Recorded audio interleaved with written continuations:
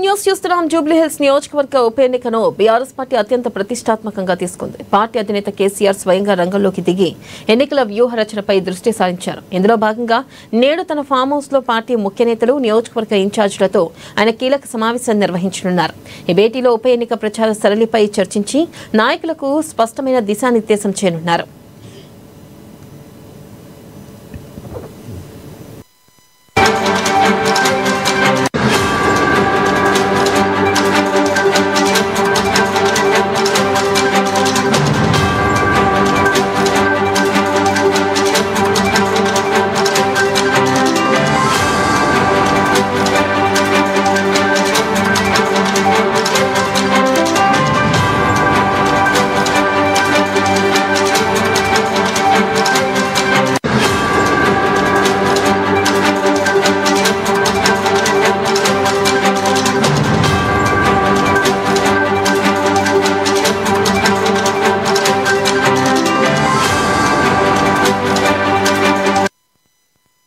Breaking news చూస్తున్నాం. Jubilee hills నియోజకవర్గ ఉప ఎన్నికలో బీఆర్ఎస్ పార్టీ అత్యంత ప్రతిష్టాత్మకంగా తీసుకుంది. పార్టీ అధినేత కేసీఆర్ స్వయంగా రంగంలోకి దిగి ఎన్నికల వ్యూహ రచనపై దృష్టి సారించారు.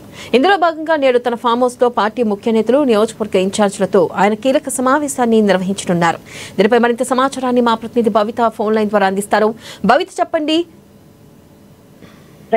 నిన్న ఏదైతే కేసీఆర్ ఫామ్ హౌస్ లో కేటీఆర్ తో పాటు హరీష్ రావు భేటీ అయ్యారు. ప్రస్తుతం ఉన్నటువంటి ప్రచార శైలి కావచ్చు, అక్కడ ఉన్నటువంటి అంశాలన్నింటినీ కూడా వివరించినట్టుగా తెలుస్తుంది. అయితే ప్రస్తుతం ఇటు కాంగ్రెస్ కావచ్చు ఏ అంశాలను ప్రజల్లోకి తీసుకెళ్తుంది, ఎలాంటి వ్యూహాలతో ముందుకెళ్తున్నారు, ఇప్పటికే బీజేపీతో పాటు అటు కాంగ్రెస్ దూకుడుగా వివరించినటువంటి నేపథ్యంలో కాంగ్రెస్ దూకుడును ఎలా అరికట్టాలి, వాళ్ళకంటే ముందు ప్రచారంలో ఎలా చూసుకోవాలి అంశాలన్నింటిపైన కూడా నిన్న ఆరా తీసినట్టుగా తెలుస్తుంది. ఇదే నేపథ్యంలో ఇప్పటికే స్టార్ క్యాంపెయినర్లుగా 40 మందిని ప్రకటించిన మనకు తెలిసిన అందులో మాజీ మంత్రులతో పాటు మాజీ ఎమ్మెల్యేలు, ఎమ్మెల్సీలు కూడా ఉన్నారు. అయితే వీళ్ళందరూ కూడా ఇప్పటికే సమాచారం ఇచ్చారు. ఈ రోజు ఎర్రవల్లి ఫామ్ హౌస్ కి రావాలని చెప్పేసి ఏదైతే జూబ్లీ హిల్స్ ఉప ఎన్నికకు సంబంధించి ప్రచార శైలిలో పాల్గొనేందుకు ఎలా డోర్ టు డోర్ క్యాంపెయిన్ చేయాలి, ఎక్కడ కార్నర్ మీటింగ్ పెట్టాలి, ఎన్ని రోజులు ఏ ప్రదేశాలలో అంటే ఏ డివిజన్ లో ప్రచారం కొనసాగించడంతో పాటు ఒక్కొక్క ఏరియాకి ఎన్నెన్ని సార్లు వెళ్ళాలి అనే అంశాలపైన కూడా ఇప్పటికే వాళ్ళకు దిశానిర్దేశం చేశారు. మరొకసారి ఈరోజు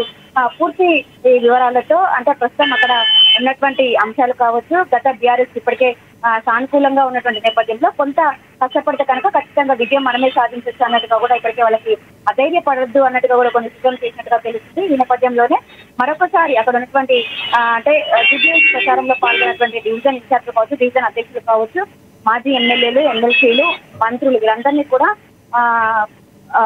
కేసీఆర్ ఫామ్ హౌస్ కి తీసుకున్నట్టుగా తెలుస్తుంది. పూర్తి స్థాయిలో ఏదైతే జూబ్లీహిల్స్ ప్రచారం పైనే ఎలా ప్రచారం చేయాలో ఫోకస్ పెట్టే అంశాలపైన ఈరోజు దిశానిర్దేశం చేసే అవకాశం ఉన్నటువంటి కనబడుతుంది. అలాగే భవిత, ప్రచారానికి ప్రధానంగా ఇటు కేసీఆర్ కూడా హాజరు కానున్నారని చెప్పి కూడా ఒక విషయం వినిపిస్తుంది. మరి ఈ సమావేశంలో మరి కేసీఆర్ హాజరుపై స్పష్టత వచ్చే అవకాశం ఉందంటారా?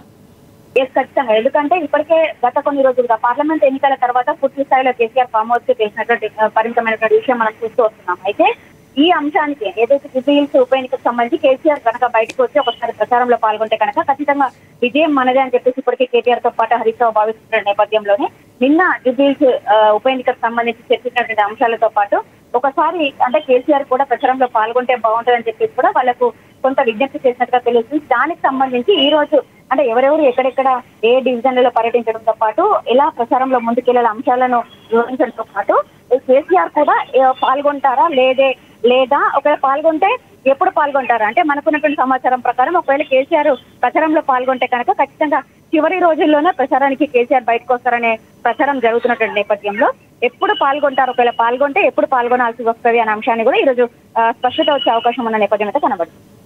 Right, thank you Bhavitha.